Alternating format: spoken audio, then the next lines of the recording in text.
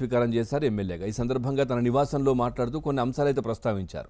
కొద్దిమంది రేవంత్ రెడ్డిని కలుస్తున్నారు, ముఖ్యమంత్రిని కలుస్తున్నారు నియోజకవర్గ పనుల గురించి అని చెప్పి, కానీ బయటకు మాత్రం వ్యతిరేకంగా వెళ్తా ఉంది, చర్చ జరుగుతూ ఉంది, ప్రజల్లో ఏదో అంటకాగుతున్నారు కాంగ్రెస్ పార్టీతో అనేది ఒక అంశం. తర్వాత ఈరోజు ఇంద్రవెల్లి సభ, దాంట్లో కూడా ఒక 3 గ్యారంటీలు, అంటే ఇచ్చిన 6 గ్యారంటీల్లో 3, ఈ 3లో ఒక 2 అయితే అమలు చేసే ప్రయత్నం చేసే అవకాశం ఉంది. దీనిపైన ఒక స్పష్టత వస్తుంది, ముఖ్యమంత్రి ప్రకటన చేస్తారనేది ఇంకో అంశం. ఓవరాల్గా నిన్న వీటన్నిటికి సంబంధించి ఏం చెప్తారు? అంటే ప్రధానంగా టీఆర్ఎస్ పార్టీకి సంబంధించి ఎమ్మెల్యేలు మరి ఇప్పుడు అధికారంలో ఉన్నప్పుడు అధికారం అనేది ఎవరికి శాశ్వతం కాదు, రాజకీయాల సందర్భంగా మాత్రమే రాజకీయాలు చేస్తామని చెప్పేసి ముఖ్యమంత్రి గారు చాలా స్పష్టంగా ప్రకటించారు. రాజకీయాల సందర్భంగా మీ పార్టీ వేరు, మా పార్టీ వేరు, ప్రభుత్వం అనేది అందరిది. కాబట్టి మీరు సిరిసిల్లలో సమస్యలున్నా, సిద్దిపేటలో ఉన్నా, గజ్వేల్లో ఉన్నా, మీ సమస్యలు ఏమున్నా కూడా మమ్మల్ని అపాయింట్మెంట్ అడిగితే ఇస్తామని చెప్పడం జరిగింది. నేను అందుబాటులో లేకపోతే డిప్యూటీ సీఎం గారు ఉంటారు, వారు కూడా అందుబాటులో లేకపోతే సిఎస్ గారు ఉంటారు, అదేవిధంగా ప్రభుత్వ అధికారులు ఉంటారని చెప్పేసి ప్రభుత్వం చాలా స్పష్టంగా చెప్పింది. ఇక్కడ మాకు ఎలాంటి శతభిషలు లేవు. గత ప్రభుత్వం లాగా అదేవిధంగా గతంలో వేరే పార్టీ వాళ్ళ అధికారులు ఉన్నారు కదా, మాకు కలవద్దని కానీ మేము అపాయింట్మెంట్ ఇవ్వద్దని కానీ మాకు లేదు.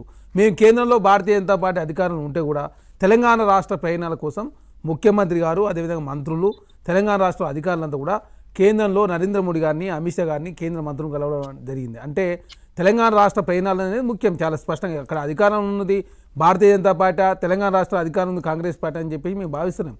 టీఆర్ఎస్ పార్టీ నాయకులు వచ్చి వారి సమస్యలు చెప్పుకోవడానికి తెలంగాణ రాష్ట్రంలో ప్రభుత్వం సిద్ధంగా ఉంది, వాటి పరిష్కరిస్తామని కూడా ముఖ్యమంత్రి గారు చాలా స్పష్టంగా చెప్పడం జరిగింది.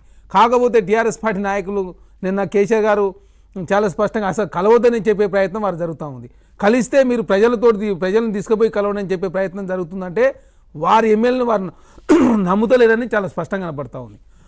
అదే కాకుండా గతంలో వీళ్ళు 10 సంవత్సరాల కాలం పాటు అధికారం నుండి ప్రతిపక్ష పార్టీని గౌరవించలేదు, ప్రతిపక్ష పార్టీలకు సంబంధించినటువంటి వారి సమస్యలు ఏమైనా ఉంటే చెప్దామంటే కలవలేదు, చెప్పినా కూడా ఆ సమస్యలు పరిష్కారం కాలేదు. కానీ తెలంగాణ రాష్ట్రంలో ఉంది ప్రజాప్రభుత్వం కాబట్టి, ప్రజల సేస్ కోసం పనిచేసే ప్రభుత్వం కాబట్టి ఏ పార్టీ నాయకులైనా ముఖ్యమంత్రి గారిని కలవచ్చు, వారి సమస్యలు ఏమన్నా చెప్పుకోవచ్చు, చెప్పుకుంటే సమస్యలు పరిష్కారం అవుతాయని చెప్పేసి భావించింది. కాబట్టి ప్రభుత్వం ప్రజలకి ఒక స్పష్టమైనటువంటి మెసేజ్ ఇవ్వడం జరిగింది. మీరు కలిసినంత మాత్రం కాంగ్రెస్ పార్టీకి వారు వస్తున్నట్టు కాదు, మేము పోయి కేంద్రంలో భారతీయ జనతా పార్టీ నాయకులు కలిసినంత మాత్రాన కాంగ్రెస్ పార్టీలు పోయి బీజేపీలో చేరుతున్నట్టు కాదు. అక్కడ ఒక ప్రభుత్వం ఉంది, ఇక్కడ ఒక ప్రభుత్వం. ప్రజలు అధికారం అప్పచెప్పినప్పుడు అందరికీ సేవ చేయాలి, ఎందుకంటే వారు కూడా ప్రజల ద్వారా ఎన్నుకోబడిన సభ్యులు కాబట్టి. కేసీఆర్ గారు మాట్లాడేది అక్కడ మనం ఉన్నప్పుడే బీజేపీ పార్టీ ఇక్కడ రాష్ట్రానికి ఏమి చేయలేదు, సో ఇప్పుడు కాంగ్రెస్ పార్టీ ఉన్నప్పుడు ఏం చేస్తుంది, ఏం నిధులు ఇస్తుంది అని మాట్లాడారు. మీరున్నప్పుడు అసలు ఏం అడిగిరని మీరు 9 సంవత్సరాల కాలం పాటు మీరు కేంద్రంలో అన్ని బిల్లులకు మద్దతు ఇచ్చారు.